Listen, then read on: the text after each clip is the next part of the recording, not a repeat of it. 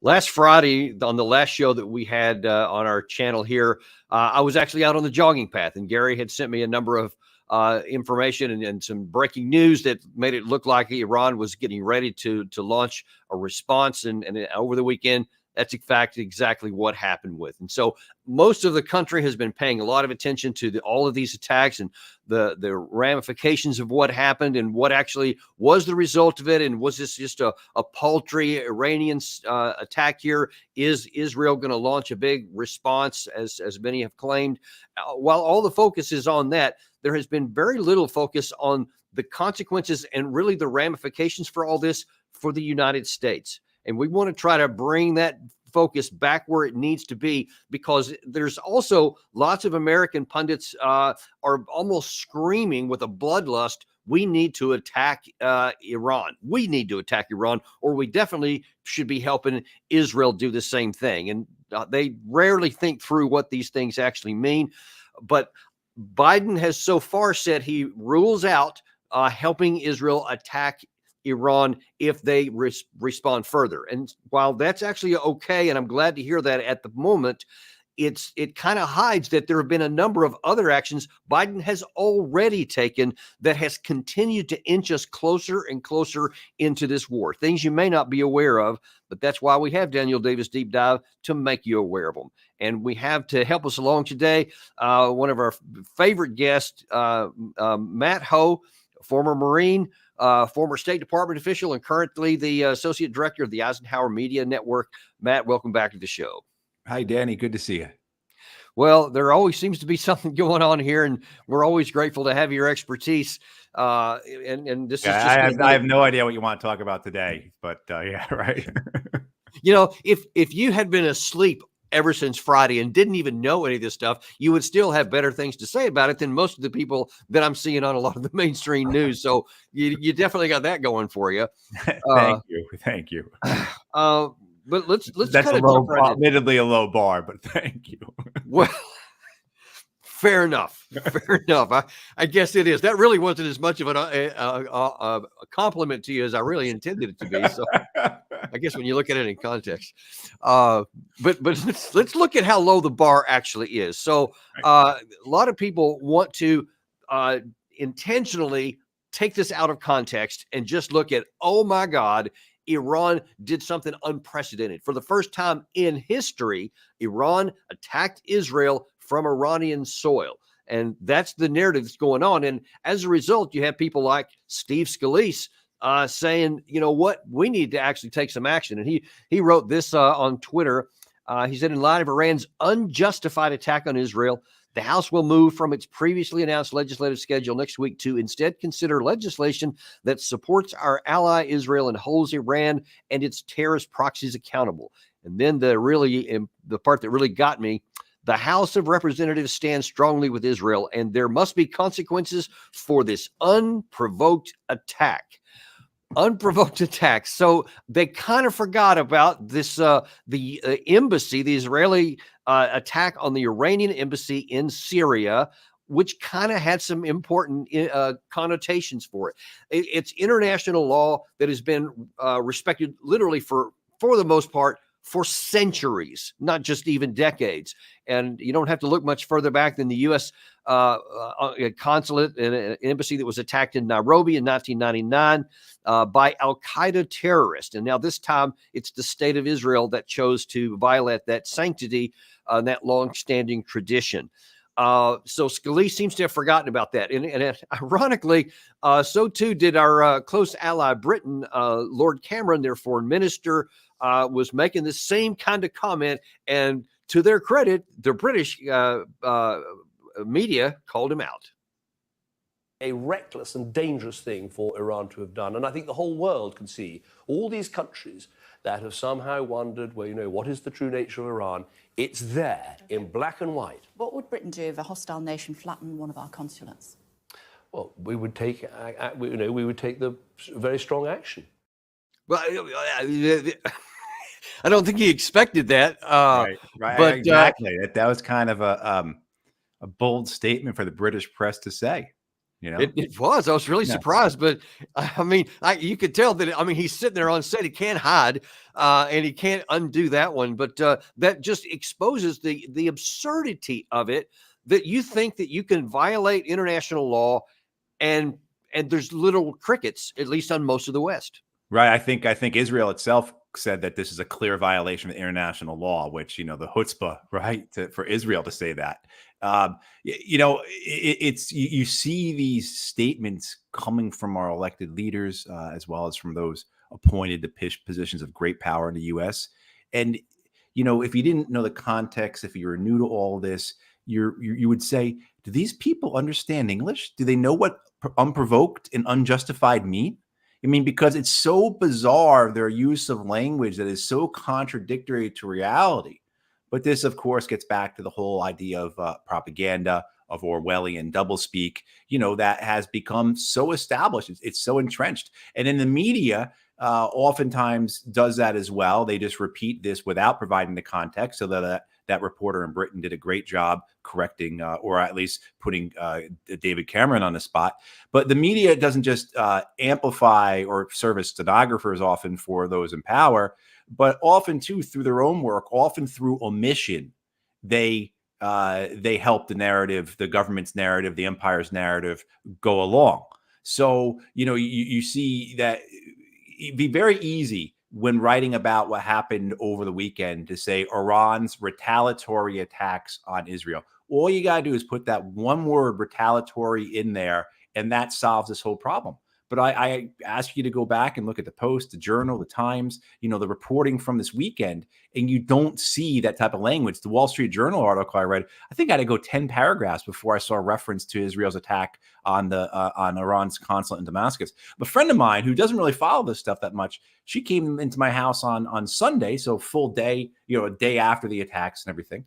And, you know, she was like, I just heard about this, you know, and she was like so disturbed at the fact that she had heard all these reports on American media about these attacks, and none of them were mentioning that Israel had attacked Iran's embassy first, let alone, of course, the context, right? The decades of this that, you know, you write volumes and volumes of books about. But the phrasing of it, the purposeful phrasing of it, whether through commission or omission, of this as if some type of unprovoked, unjustified attack out of the blue kind of thing, is really insidious, because it does have that impact on people to think that here they are again, these crazy Arabs, not even knowing that Iranians aren't even Arabs, right? Exactly. Look at what they're doing again. You know, I mean, like, so the what we don't know is only made worse by the way both our media and our politicians choose to so irresponsibly. And you know, Matt, I was talking about doublespeak and just the unconscionable twisting of words into meaning something they don't, or just outright fabricating something. I was on Fox News yesterday and was talking about this, and the whole gaggle of people that Fox had assembled yesterday. As the Israelis deal with this threat from Iran, they are also fighting a war inside the Gaza Strip. I'm not sure what that was, but there was a whole gaggle of people that were gathered there and in the green room before we went on, and all of them were of the opinion that, you know, Iran was the bad guy and that Israel was the victim, and what were the U.S. going to do to support it? And I was just kind of standing in the back of the green room, not talking, not saying anything, because I knew they wasn't. And one of the people said, "Hey, so I assume we're all on the same sheet of music here, right?" And I just remain silent because I thought, well, they'll find out that they're not. So when I got on set and we're in there talking, I made a comment. I said, listen, we got to understand this is not unprovoked. It came as a direct, explicitly stated response to what Israel did on 1 April, whatever. And one of the other persons who was on set with me said, oh, no, that's not the case. It was something else. And we kind of moved on from that. I actually pushed back all across the board. So a lot of people were unhappy. After I got out, the minute that I got out of the set, I saw a tweet from Mark Thiessen of the Washington Post, who said something to the effect of, I can't believe that Daniel Davis just took Iran's side. And of course, I fired back at that. Well, once I just stripped away his argument of saying it was nonsense, then he attached an Israeli statement that says we're going to dispel the myths you're going to be hearing. That number one, that was not a diplomatic mission. It was actually an IRGC command center or whatever. And I'm like, I just sent back to Mark Thiessen. I said, well, then you need to take that up with the Washington Post, your boss, because they said it was a diplomatic encounter, Right. and everybody else. But just because they just say, no, this is not a microphone. It is definitely not. It's a washing machine. That's kind of how crazy it is. That's what we're dealing with. It is. That's what we're dealing with. And it's really difficult for people to accept that, right? That we have people who are in power or their agents, like Mark Thiessen at the Washington Post, who, of course, Mark Thiessen, member of the Bush administration, right? I'm thinking of the right guy who famously advocated for, justified, and then protected torture. And he'll claim that torture is not torture. You know what I mean? Like, so it's that type of what you said, the doublespeak, the lying, maybe gaslighting, but it's lying. And this is what we're up against. We are up against people who lie at the drop of a hat, who their priority is not the truth. Their priority is not the best interest of the American people. Their priority is advancing their own personal and institutional interests. And if that's aligned with Israel, then that's what they're going to do. So for justification, they are going to take as gospel, as the proven word, what the statements from the Israeli Foreign Ministry or the Israeli Defense Ministry are, as opposed to what their own employers say. You know what I mean? So like it is. This is really difficult for people to accept a lot of times, that what we're up against are well-established, well-known, continuous liars. Then the real danger of that is that these are just not the people who are talking about this. These are the people actually in power, right? So when you have someone like a Matt Miller at the State Department or a John Kirby at the National Security Council who lie so eagerly, so readily, so easily, okay, do you really think that when they go back into their conference rooms and they actually make policy, that those lies aren't the things that are also propelling the policy? Right. So it's not like these people are saying one thing at the podium because that's what's best to say for right now. Otherwise, it's difficult, it's inconvenient, it's uncomfortable. But in the back rooms where we make policy, yeah, absolutely. No, we know that it was a diplomatic mission, and we're gonna stake our response on the fact that Iran retaliated to attack on their diplomatic mission in Syria. No. I mean, absolutely not. It doesn't work that way. They get in those back rooms, and that type of conversation is going to exclude any justification that Iran had for attacking Israel. And this goes for all aspects of it does. And now, obviously, it's the people in and out. It's like a revolving door, and they're constantly coming in and out of government. And one who has been in and out, and then in and then out again, and once back in next time is John Bolton. And you talk about somebody who is a war luster. I mean, I sometimes I say war firsters. This guy's a war luster, and he is so excited about what's going on right now. He is really hoping to help out Brother Biden, telling him what should happen next. In today's world, the Gulf Arab states view the United States as weak and feckless. Iran now faces a potential Israeli strike in response to what happened last night. I think it's imperative that Israel strike decisively, not proportionately, disproportionately, to reestablish deterrence and to convince the terrorist proxies that Iran has set up in its Ring of Fire strategy that they're not intimidated. Reestablish deterrence. Okay, the deterrence was already in place, and Israel undid that with the attack on the embassy, on the diplomatic compound. And now he wants to reestablish it by basically going to war with Iran. There's no way that Iran is going to allow that kind of strike to happen and not do anything. And subsequently, and we may have one more. No, we did. Yeah. Actually, before I get there, Gary, run that second John Bolton. The last number I heard was 300 plus drones, cruise missiles, and ballistic missiles, and maybe 3 or 4 got through.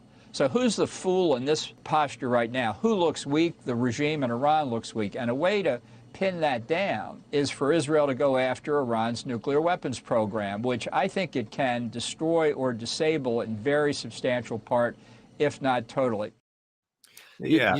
He's been saying he's been wanting that nuclear facility for most of his career, and it would be funny if the consequences weren't so great. Instead, it's just pathetic. Right. And it's angering that he never gets corrected, right? So Iran has had a civilian nuclear program for decades. They had a nuclear weapons program for a while, but for the last 20 years, they have not had a nuclear weapons program, which is distinct from having a civilian nuclear program that could, of course, be utilized in a nuclear weapons program, but they don't have that.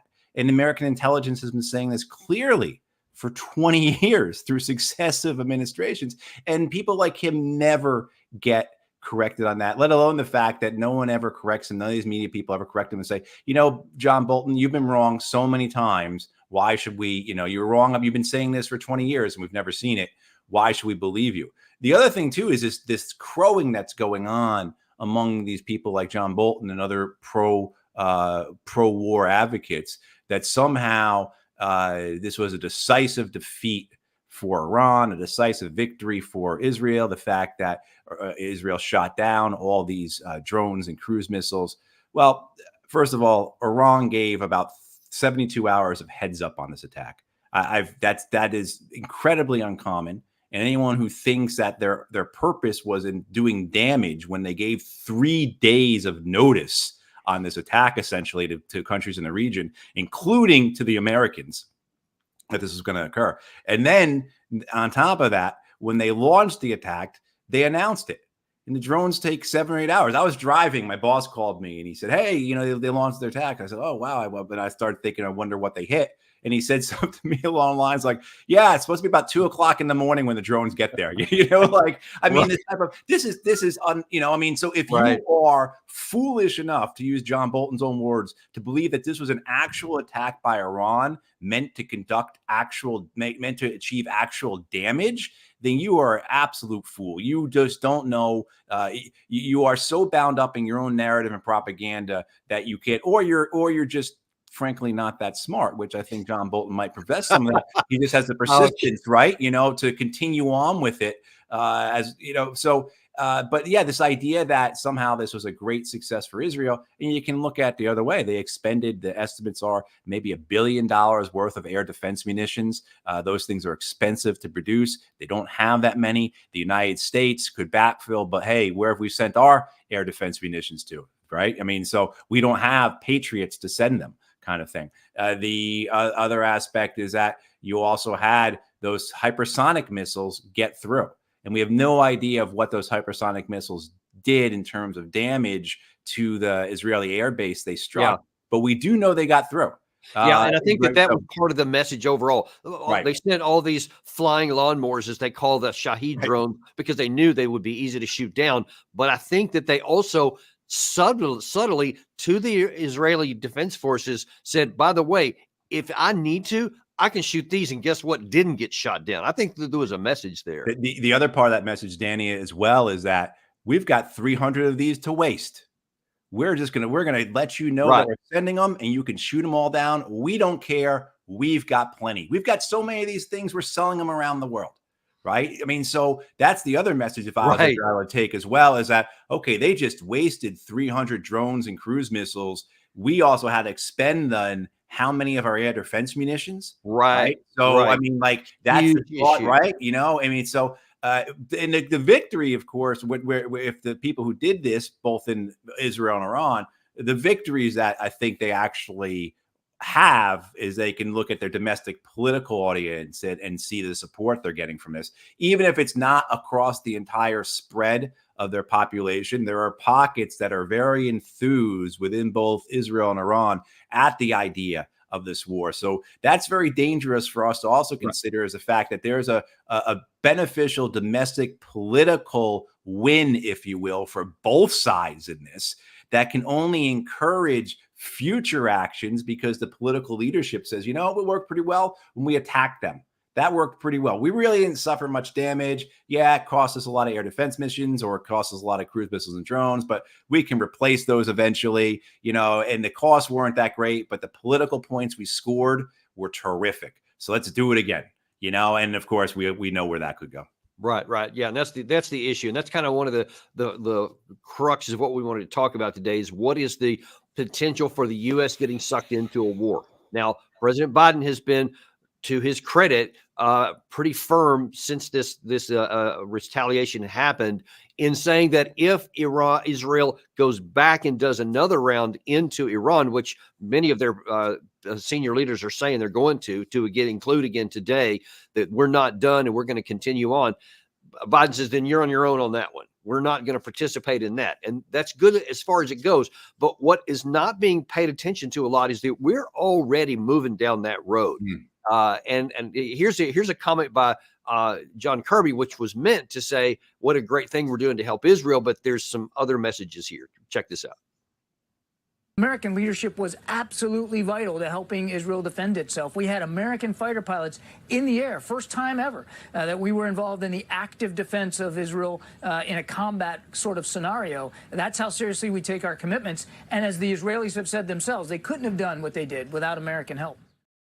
Exactly. They couldn't have done that without our help. Meaning, I mean, play through what he just said. American fighter aircrafts were actively engaged in attacking Iranian drones, an Iranian attack. So it knocked out their air power. So we have been engaged with that. And as I'm going to actually, Gary, go ahead and pull that map up if you could, the one that I had there that we're going to put at the end. This is where we're already engaged, Matt. I mean, you see all of these bases in the upper left-hand corner.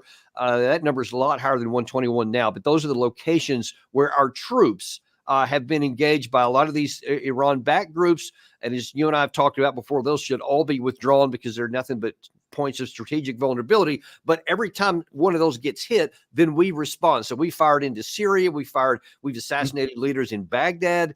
So we've continued to get more involved. You see the issues down on the lower side there about the Red Sea attacks. And those now then we're engaged in a constant fight there. We're engaged in Yemen with the Houthis that are also, all of this is in direct response to the Israeli war and everything that has happened since Israel went into the Gaza Strip. All of these things are manifestations of that, and we are getting more and more involved. We've already had 3 troops killed as a result of all of these counter responses, and then you see, according to Kirby there, we actually directly engaged Iranian military assets. So we keep getting more and more involved, and it won't take much for us to get actually into a war. What do you think of that? Well, I think you're absolutely correct. The idea that we're being pulled in or sucked in, we're there. I mean, we're dangling over the edge. It's kind of like I've got this thing stuck in my head. If people are Star Wars fans, what was it, the Sarlacc pit that swallowed up Boba Fett? Be kind of like standing over the Sarlacc pit and sticking your head in and being like, oh, the Sarlacc pit monster swallowed me up. You know what I mean? Like, we've put ourselves in this position. We've created this reality. You could say, take what Kirby was saying about the United States coming to the defense of Israel and how Israel can't defend themselves without us, which is totally true. It gives us an amazing amount of leverage over Israel, which we're using absolutely none of. We've also have the position where Israel is using us, right? So Israel launches that attack on Damascus, on the Iranian embassy in Damascus, suffers no consequences from it. The U.S. pulls no leverage on them whatsoever, right? And now the United States is involved in Iran's retaliation because we have to be. This is the relationship we have. This is the political reality. Could you imagine what would happen in Congress if the United States did not defend Israel in this manner, right? I mean, so like the complicated series of events that have, well, I guess I shouldn't say it's complicated because it's pretty basic decision making. But the thing about it is that the United States is in this position where it has its ability to make reality. But because of choices that's made, particularly in domestic political politics, it is in a corner. It has to go along with what Israel does. And so Israel can go and carry out another act like the attack on the Iranian consulate in Damascus and fully expect with 100% confidence that the United States is going to, quote, defend it, unquote. Now, supposedly, we've told them we won't support a retaliatory attack against Iran for this attack, but we'll see. I mean, you got to remember that they always phrase things where defensive. This is yeah. right? Exactly. Yeah. Now, I did want to say one more thing, Danny. Yes, is sure. if folks want what you were getting about spread of this, there was a great article by Ken Klippenstein, I think today in The Intercept, where he talks about how there are 16 nations involved in this, and he goes through it all. You know, those ships in the Red Sea that are taking attacks constantly and also launching attacks against the Yemenis. Those ships go to Oman all the time, right? I mean, so when you start actually looking at the number of nations involved in this, yeah, Ken Klippenstein adds it up to 16. So the idea that this is somehow just Israel, Iran, or Israel, the U.S. and Iran, and even in this defense of Israel, there are British and French and Jordanian aircraft and missiles involved, and that's really something for I think for the Jordanians to take such an active role. They're saying, well, we were protecting the population, but they actually endangered their own population because they were shooting those things down over Jordanian airspace. Possibility it could land on some Jordanian house someplace. So, I mean, the how big this web, it's pretty immense. And the issue for the United States is no one is thinking about. That's one of the things characteristic of whether it's Steve Scalise or John Bolton, Mike Pompeo, Lindsey Graham, all these guys who have been longtime cheerleaders for going into war with Iran, or Jack Keane, who's absurdly says not long ago in context of going into Iran that, oh, we're not talking about going to war with them. We just want to fire a bunch of missiles and then nothing happened in return. So it's cool. We're not actually going to go to war with them, oblivious to the fact that there's two sides of that and they get a vote. Now, you alluded to this just a second ago, but there's, I think, another hidden message here from the Iranian foreign minister earlier today in his comments about what happened. We notified our brothers in the region, where the United States has military bases in their countries, that our goal is only to punish the Israeli regime and that we are not seeking to target American bases in the region. Yet, exactly. They also subsequently said, but if we are attacked further and the U.S. participates in it, then we will directly attack the troops in Iraq and in Syria that are in there. Now, I want to play a clip of something that was on our show not long ago where we looked at this possibility somewhat a few weeks or actually a couple of months, I think, ago. And former CIA officer Mike Domino pointed out just how vulnerable our troops are. We're talking about some very significant missile capabilities here that Iran can use to reach out and touch really any U.S. bases in the region, not even just in Iraq and Syria, although I think that's what Iran would most likely target.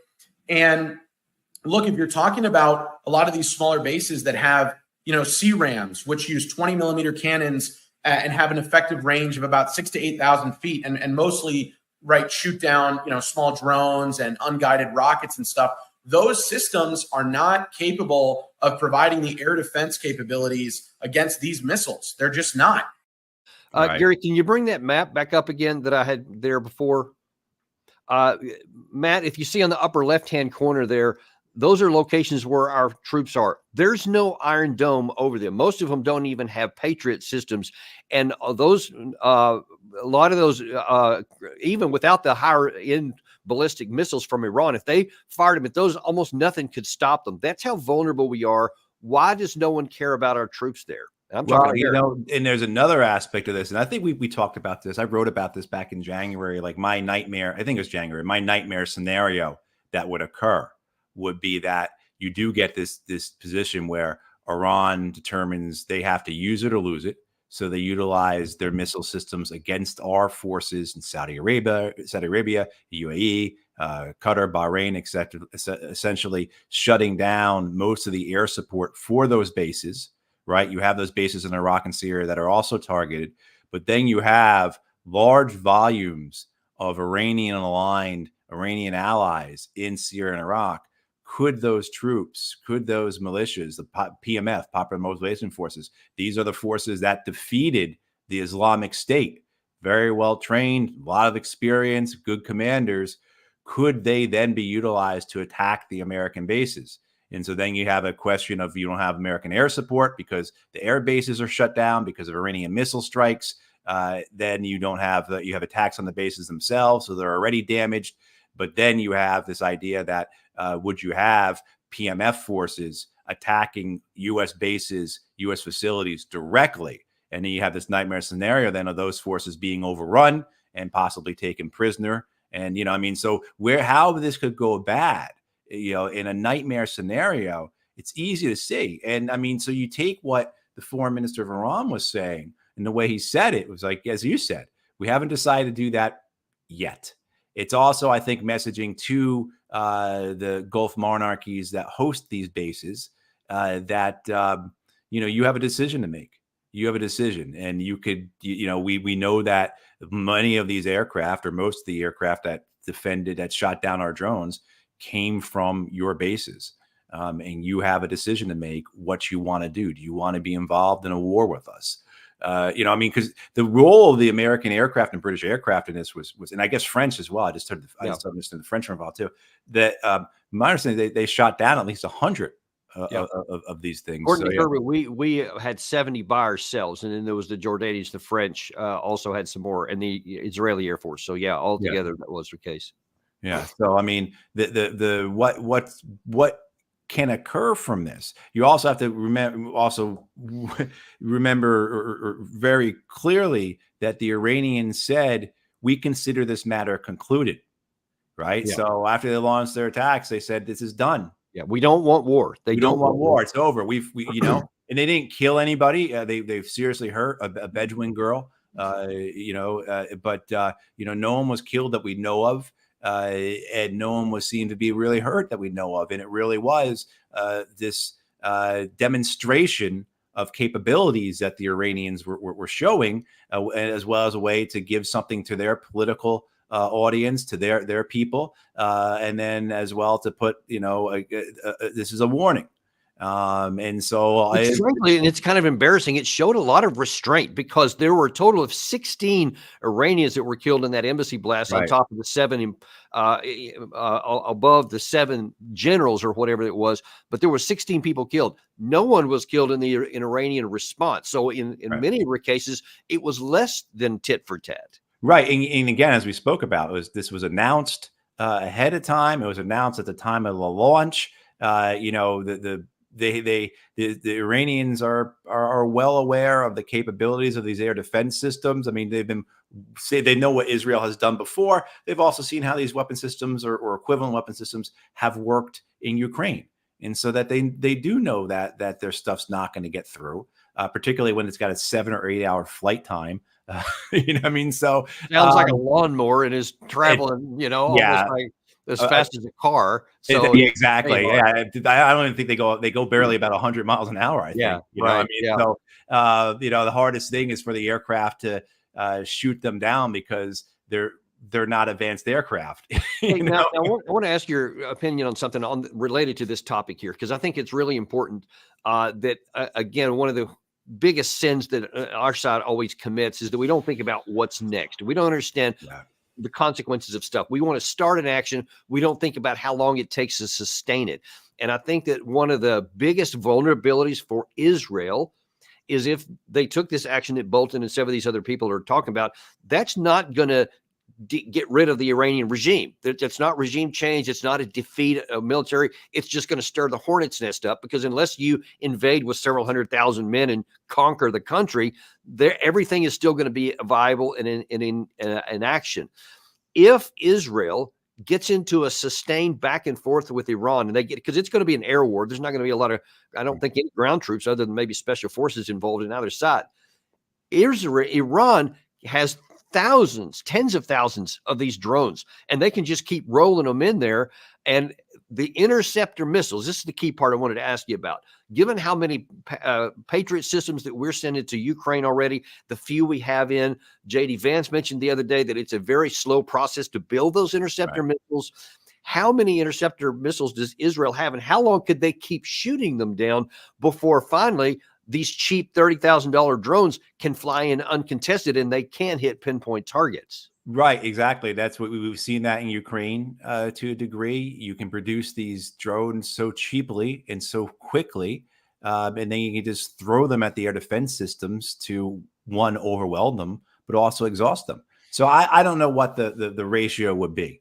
But say for every interceptor that you can make, the Iranians can make 10 drones. I've got no idea if that's the case, but just assume that, right? I mean, so yeah, right. I mean, so just take that, and you could see how over time it gets to the point where it's compounded over time to the point that Israel is down to almost nothing, while Iran has substantial amounts, and they're able to keep producing them. So then, of course, the question becomes Israel trying to destroy the Iranian production facilities, right? And so now you're talking about strikes into more populated areas, wherever they build these things, right? I mean, so it becomes more escalatory in that way, as well as the pressure on the Israelis to demonstrate that they're doing something.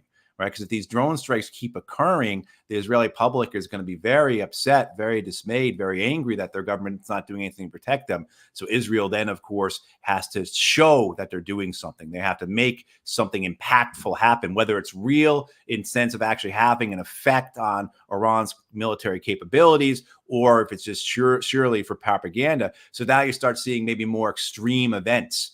More extreme actions, more actions meant to hit population centers more than military targets. And then I would say there is a possibility for ground combat here, in the sense that, does this mean Israel chooses to, and we a lot of us, we've talked about this, think that there's a pretty good possibility that Israel is going to launch an attack into Lebanon. Does this tip that to make it almost a certainty that Israel launches into Lebanon, particularly if Hezbollah enters in and utilizes what's the estimates, 100,000 rockets and missiles they have, right? So, I mean, that's the other side of it, right? I mean, is that you're not just dealing with Iran, but you're dealing with Iran's allies, both in Yemen, in Lebanon, in Syria. And then we all have to remember, this brings in Syria, or elements of Syria. The Russians are in Syria. And who's also in Syria? The Americans. And Let me ask you this question here on that, because it's not even only Israel and Iran that could cause this escalation, but there's another one. Let's see, what was it? I guess a day or two before Iran launched its response here, Netanyahu went before his public and interviewed some of his pilots in front of a very ominous-looking fighter aircraft, and said this. אמרתי שאנחנו בימים מאתגרים. אנחנו בעיצומה של המלחמה בעזה שנמשכת במלוא עוזה. במקביל אנחנו ממשיכים במאמצים שלא נפסקים כדי להחזיר את חטופינו. אבל אנחנו נערכים גם לתרחישים של אתגרים מזירות אחרות. ואנחנו קבענו עיקרון פשוט. מי שפוגע בנו, אנחנו פוגעים בו. אנחנו נערכים לענות על הצרכים הביטחוניים של מדינת ישראל, גם בהגנה וגם בהתקפה. Matt, I'm very sorry, but I'm going to have to cut this short, because I actually have another television hit that I just realized I'm late for. Oh, no. Okay, go. Very sorry to everybody for cutting it off quite that short, but thank you for your time today, and we'll see you later this afternoon on Daniel Davis Deep Dive.